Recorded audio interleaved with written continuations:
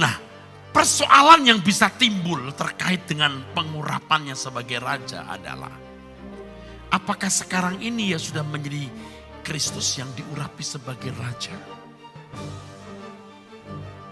Sudah saya kemukakan bahwa Mesias yang dalam bahasa Yunaninya adalah Kristus, artinya yang diurapi.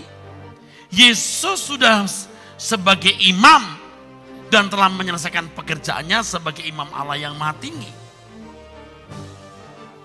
Ini kalau keterkaitan dengan keberadaannya sebagai imam.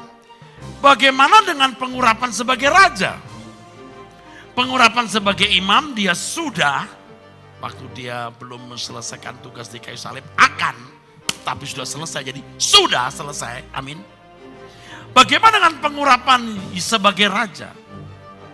Seperti sebelum mempersembahkan darahnya, imam besar sudah menjadi imam, kemudian disempurnakan dengan kurbannya di kayu salib. Demikian pula dengan Yesus sebagai raja. Sebelum berinkarnasi memang dia adalah Adonai. Abraham memanggil Tuanku, Adonai, my master, Kurios, sama, Tuhan. Sang majikan, sang penguasa. Anak tunggal Bapa harus menjadi manusia dan merendahkan diri, taat sampai mati, bahkan mati di kayu salib.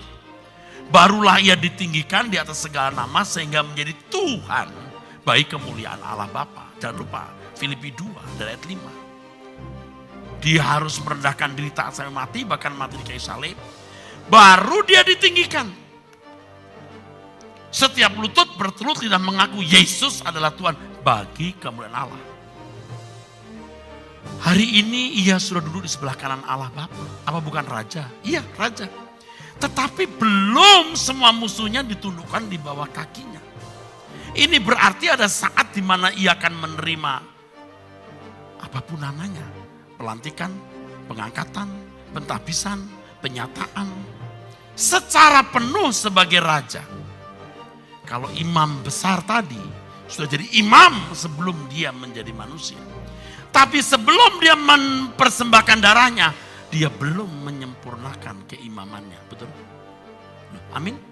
Kalau dia tidak menumpahkan darahnya, apa arti jabatan imam? Dia harus menumpahkan darahnya. Baru jabatan imamnya menjadi sempurna. Sekarang Yesus juga. Dia memang Tuhan. Dia Mesias dari dulu yang diurapi. Jadi jangan berkata, Pak Eras mengakui Yesus sebagai Kristus hanya pada waktu setelah dia pada waktu nanti, sekarang belum. Tidak sesederhana itu bicara, bro. Sebelum berinkarnasi dia sudah raja.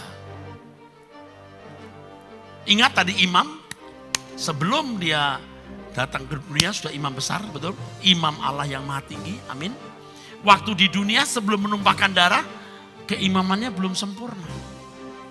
Dalam konteks, semua dalam konteks. Ini kalau dicomot kalimat saya lalu dimunculkan jadi salah. Jangan dipotong, tolong deh, jangan dipotong. Alkitab pun juga mengatakan, walaupun dia anak, dia belajar taat dari apa yang dideritanya, betul? Setelah mencapai kesempurnaan, ada progresivitas. Jadi setelah dia menumpahkan darah, sempurna keimamannya itu. Apabila Kristus yang adalah hidup kita menyatakan diri kelak, kamu pun akan menyatakan diri bersama-sama dengan di dalam kemuliaan. Ada saat di mana Kristus dinyatakan atau menyatakan dirinya. Sekarang belum. Apakah dia bukan raja, Pak? Raja. Apakah dia sudah diurapi, Pak? Sudah. Apakah dia Kristus, Pak? Iya. Yang saya tidak setuju adalah ketika orang di luar Kristen mengatakan Yesus dijadikan raja oleh orang Kristen pada waktu konsili Nisea tahun 325. Itu yang saya tidak setuju dan saya harus memerangi dengan penjelasan-penjelasan ini. Bukan berarti saya mengatakan Yesus jadi Tuhan itu nanti setelah dia datang. Memang saya pernah berkata Yesus jadi raja. Jadi Tuhan maksud saya ya, bukan di Nisea itu. Nanti waktu penyataan diri. Tetapi bukan berarti sebelumnya dia bukan Tuhan. Nah itu dipotong. Nah ini kalau orang ngomong begini, saya lebih goblok dari anak sekolah minggu. Ya anak-anak juga tahu bahwa Petrus mengatakan engkau Mesias anak Allah yang hidup. Bahkan sebelum Petrus ngomong pun dia sudah yang diurapi. Dia anak Bapa yang dipanggil Adonai. Dia Elohim loh, jangan main-main saudaraku. Jadi ketika saya membaca di dalam perdebatan-perdebatan antara orang Kristen non-Kristen, lalu ada pengatakan itu orang Kristen menjadikan Yesus Tuhan pada waktu di Nisea tahun 325. Oh bukan. Kamu belum tahu aja, nanti suatu hari dia akan tampil sebagai raja segala raja.